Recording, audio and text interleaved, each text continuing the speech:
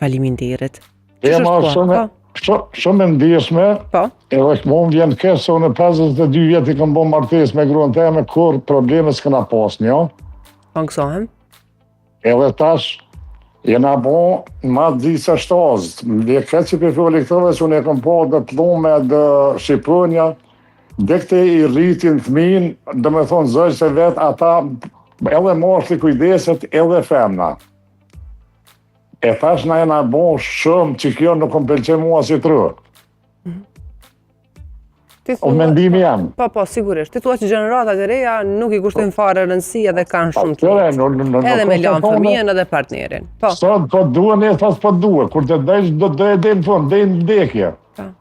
Që kjo është, ju kësha propozuar çdo kujna mos bëni dashni veç sot për nesër, po ja bëni që duhet ja heq. Unë gëzohem që ti dhe bashkëshorët e jote keni kaq shumë vite bashk, edhe keni familje të shëndetshme. Edhe qëre edhe ju përshëndes tona të mira të vëllezërve të tij. Faleminderit shumë. Po më thuaj diçka kështu sinqerisht. Nëse ishe gjeni një situatë tillë, çka do kishe bë? Una? Po. Nuk isha ardhur në atë situatë se ka dialog e ka mundet më marrë vesh çdo kush, po nuk duhet njerëzit. Ai nalt, qëre duhet njoni me lëshu peka pak. Ma mërmenja. Dhe në këtë rast kush duhet më shumë, sepse, Pasha zëtin të dytë. Unë se fajtoj as femnën, as mashtën.